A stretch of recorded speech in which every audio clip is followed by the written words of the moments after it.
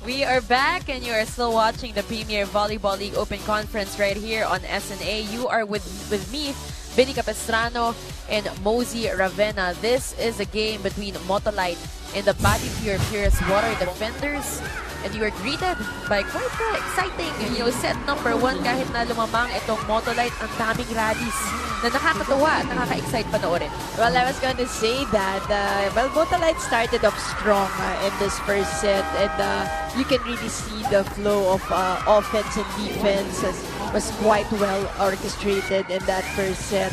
And yung BaliPure naman, on the other hand, yun na nga, again, that roller coaster, may makikita ka magandang series of, let's say, plays, pero hindi lang ma-sustain, ano? And this is, ito yung sinasabi mong maganda rin, kahit papano, kahit malaki yung difference. 2 attack points more for Motolite, pero aces, Motolite had 3 and none for the water defenders. Yung opponent errors, Motolite was able to push BaliPure to 9 errors and only 5 naman for Motolite. So dun siguro nagkaroon ng mas malaking problema. And we mentioned that in that last play, yung siguro defense, yung coverage nila dun sa spot na yun, where Flora and Molde and tinatry i-target sa kanila ng Motolite. So, titignan natin yung mga adjustments na gagawin ni Coach Romel Abella dito sa ating second set. But partner, Ben M. Nas yung in that first set, diba? Ano rin talaga, yung nag-save ng bola, nag-block, pumalo. Lahat ginawa ni Fed. And dapat siguro siya lagi ini-interview sa pre-game natin. Parang nabuboost yung confidence niya. And, good for her that she's, having that playing time that she deserves as well. But that's the Fed M Nas we know in college. Yung ganyan, ang galing mo, timing ng block. Ang galing din pumalo, yung ganyan. That's the, kumbaga, usual kay Fed. Yan na na-miss nga ng maraming tao. Especially her fans. Oh. She's back! Yun na. Ito na yun. And, very versatile player. Like her teammates, Tots Carlos. Ang maganda kasi sa kanila, Iris Tolenada is also a different type of setter. So, match up lang, diba? Alright, before anything else, puntahan muna natin si Tours Daza para sa kanyang report. Go ahead, Tours. Billy, Mosey, kasama ko ngayon yung mga fans ng Motolite, guys! Yes! Guys, they're cheering so loud and sobrang excited sila. And one player they're super excited for is Tang Ponce. I was actually talking to Coach Air before the game, and she said she's so proud of the growth of Tang throughout this, both the Open Conference and the Reinforced Conference. But not only that, she mentioned that Tang's presence alone on the court is enough to put her teammates at ease. Dahil alam nila, bibigay niya lahat every rally. However, it's not her skills that just improve. Coach Air said the biggest improvement in Tang's game has been her maturity. According to Coach, when they ask her to adjust parts of her game, it doesn't take her a couple sets or a couple points to adjust. But she can do it while on the court. Dinagdag din ni Coach that she said because they played together so long, she doesn't need to tell her what to adjust. Isang tingin lang ang kailangan. So, it doesn't take... sorry. Back to you guys, Billy and Mosey. Okay lang yan, Tours? Kala ko nasa noon time show nga tayo, pero si Tours, tuwan-tuwa kasi din sa fans ng Motolite. Of course. And why not? Because look at Motolite. It's so nice to see them play now kasi naging very cohesive na sila through the many games that they have played. Kasi nung nakita natin sila, nung bago sila dito sa PBL, medyo may konting kaguluhan pa. And again, we expected a little bit more from them because individually, you know that these are big-time players. Correct. But look now, Billy, look. Look na pala. Don't look, pero look. Here's water defenders on a roll here in set number 2. Up by a point. And si Tang Ponce, going back to Tours' report, Tang Ponce, one of the most lovable players. Grabe talaga. Not only is she fierce on that court, pero outside the court, off the court, very lovable. Yes. Always very smiling. malambing. Yes. So, got to know her a little bit more, throughout this conference. And very funny. Very, very funny. No, walang effort. Yes. Just, it's naturally fun. We can see that vibe, that energy boost that she gives her teammates as we get back to this game. BaliPure now at 5, Motolite at 3. But Isa Molde will stop that bleeding and cuts the lead down to 1. Well, Isa Molde is just trying to save that ball, even using, I think, her left hand to get that to the ball and get that point. Aiganaban prepares to serve for the white shirts for serving 5. Bombita.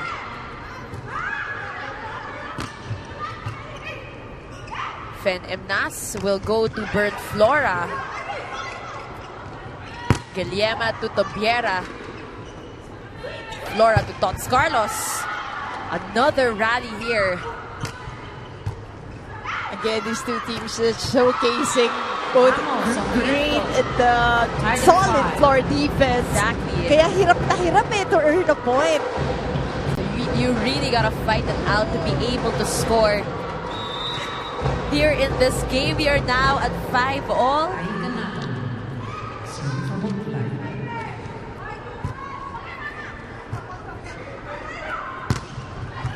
Fen Emnas. Now Flora. taking it. Everything she can again for this team. And here, Tots Carlos pushes it through. And in that last play, you can really see now, don't give up on the play. Diba? Never give up on the play. Look at Tots Carlos go, just using her fingers just to get that ball across. Parang last ditch effort na ito na. Pala na. And luckily for her, it worked out.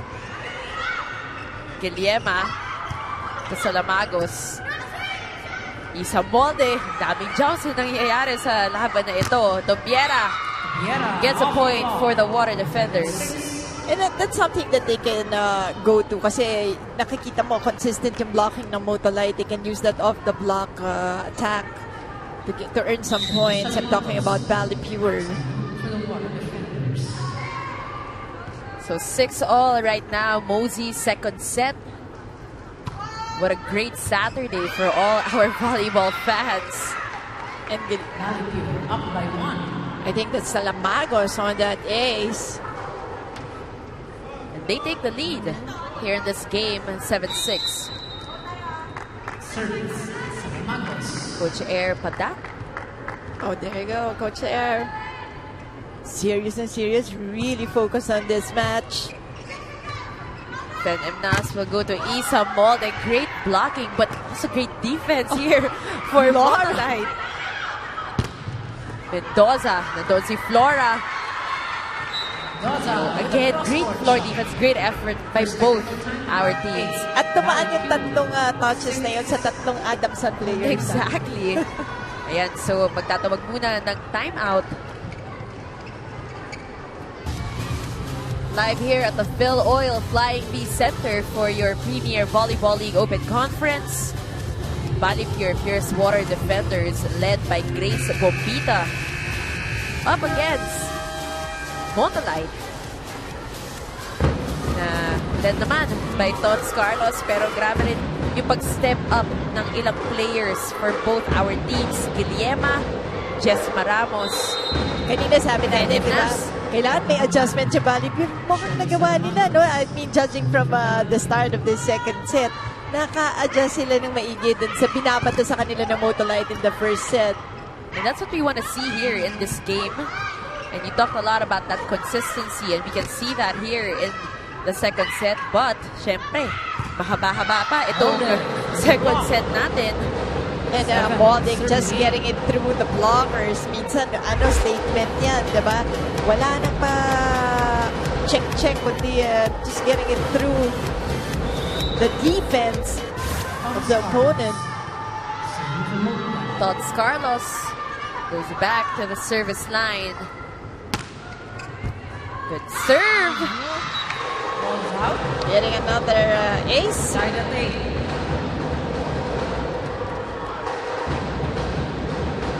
they tie this game 8-all.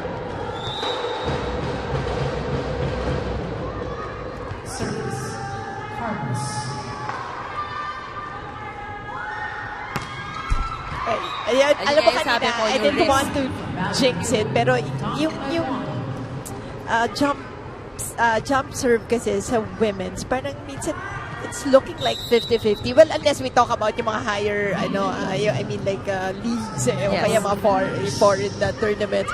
Pero in the Philippines, talaga, ang hirap pa. Wala pa ako nakita yung sobra. Zier Basho was one of the players who really did it so well. Pero still, di ba, yung risk factor medyo pataas talaga eh. And that was evidently shown in that sequence. First serve was an ace, second one was an error. Tots Carlos, the fourth best server in the league. And ito nga, itong BaliPure Water Defenders, gising na gising in our second set. Jesma Ramos will try. Mendoza. Carlos was there. Fen Emnas to Isa Molde. Another rally. Joust at the net. Ball with BaliPure. Now Ponce. Fen Emnas to Tots Carlos. Ang hirap. Ang hirap kumuha ng putos, partner. Really, marami tayong points dito. Hard-earned, just like this one. Still going on. A pretty long rally. And once again, amazing floor defense shown to us by both squads. And finally, Molde getting it through the blockers of BaliPure. Pero that really took a while. Definitely. Hindi na nga ako nagsasalita. You wanna let the game breathe. And you wanna, let the fans enjoy beautiful volleyball right now. 10-9, dikit na dikit ang laban. But a service ace for Isa Molde as they tie this game. And we saw, glimpses of how that match would look like at that set number 1. And ito na yun. Yeah. Ang dami natin, mga long rallies na really good, hindi lang long na boring. May mga attacks, ang balikan yung attacks. Exactly. And, kumbaga, ang lakas na ng palo, pero mas maganda yung dig, diba? So, sagutan. You get the best of both That's worlds right. in those rallies. You have Menchi Tobiera preparing to serve for the blue shirts. Fen Emnas will go to Bird Flora.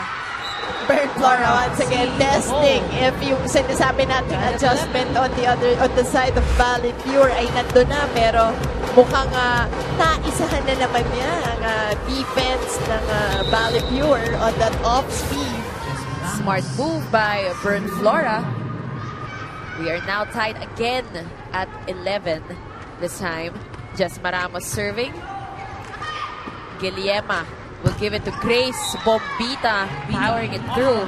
And si Bombita, talagang mahirap to stop her because she's so powerful. And she'll not back down, nakita niya committed na yung dalawang blockers and yet she'll just go for her kill. Maris Layog joins her teammates on the court. Sadi Espiritu. They will go to Flora. Who once again went to the same spot. Proving to be effective.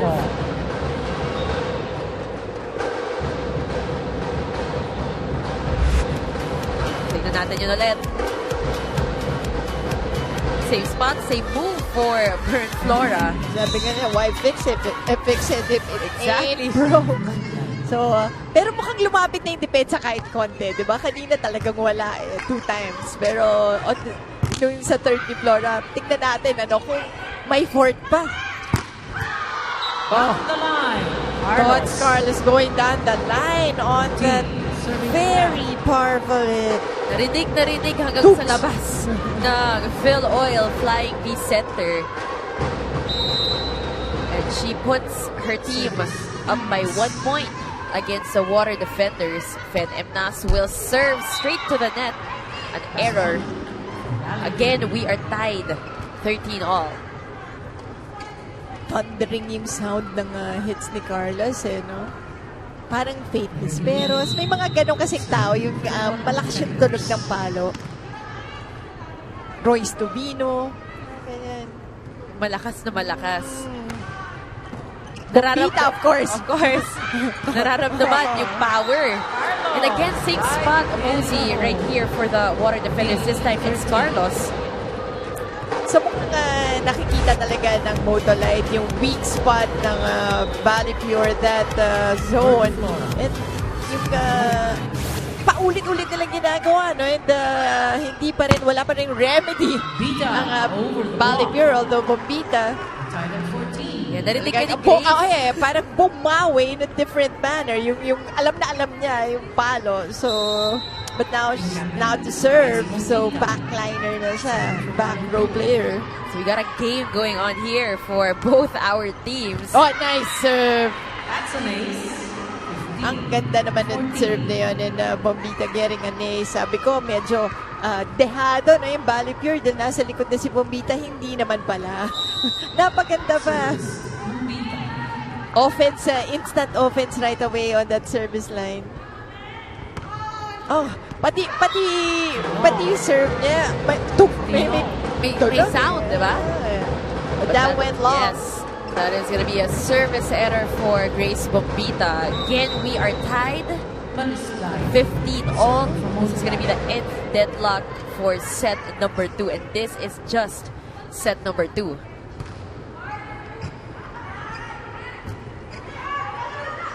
Tobiera off the hands of Bird Flora as we go to our second technical timeout of set number 2.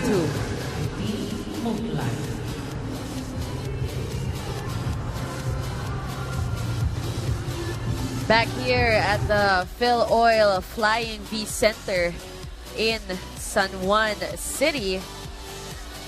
And ABS-CBN TV Plus Go ang phone mo. TV na rin. Manood on the go. No data charges while watching. Only 799 pesos one-time payment. Kaya kuha na.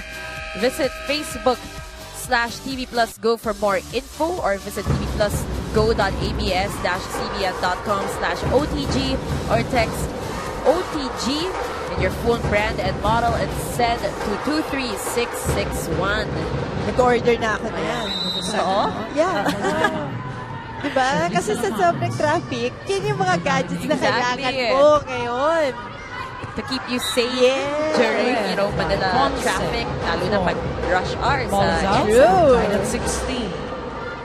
Ito nga, itong BaliPure at ang Motolite, they're still at it here in our second set. Dikit na dikit ang laban, 16 all. Tots Carlos will serve for Motolite. Yan, as you can see, si Tots, medyo sinurball niya muna, no? Hindi niya kumbaga nilakasan ng todo yung spin just to get the ball across. Flora will give it to Isa Molde. Guillerma. To Mendoza. And Mendoza getting it through the blockers. And you want that celebration, you're trying to lift each other up dahil they're very much into this set. In fact, they're at the lead. Sabi natin kanina, yung BaliPure, they looked a little bit uptight, but now they're feeling that energy. Pero syempre, hindi natin ipakalimut ito si Fed Emnas na biglang bawi naman. Si Killjoy fan. Diba? Again, doing that power dip. Just when you thought, nandiyan si Fed. Here comes Isa Molde serving. Molde now with 9 points in this game. Great blocking by Motolite. Guillerma will go to Tobiera. She will try again. Fed Emnas will give it up to Bird Flora. Miss hit on that attack. 18-17. Now at 18 to 17, and much to the delight of the Motolite faithful, Myla Pablo. And to ours also, because ako na-miss ko na rin si Myla to see her play. And eto na. Myla Pablo had 7 points in their previous game against Petrogas. Motolite now with 11 attack points. BaliPure with 8. BaliPure using the defenders 19. On the other side for that point. Let's replay that again. Service. Tobiera. Tobiera serving for the blue shirts. Fen Emnas will give it up to Myla Pablo. Great dig. On the point will end up with Motolite.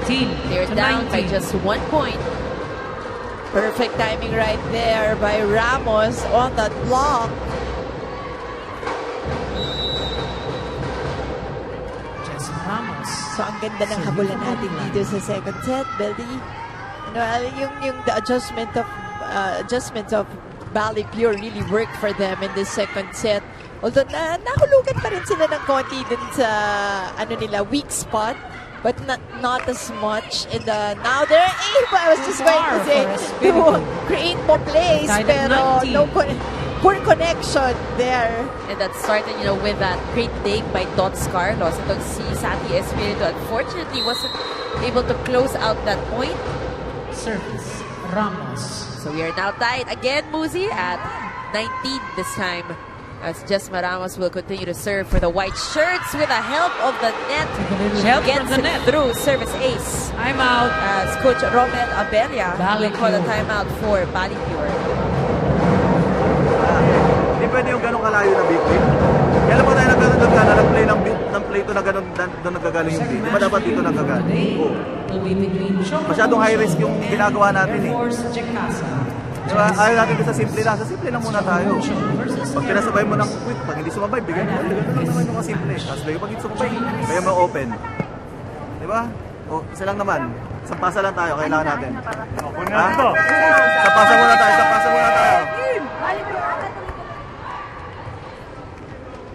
So Coach Romel Abella, giving out a few instructions for the water defenders. They are down by 1 point against Motolite. It is crunch time for both our squads, nearing the tail end of this second set. And at this point, Muzi, hindi talaga alam kung kanino mapupunta itong set na ito with the way our two teams are playing.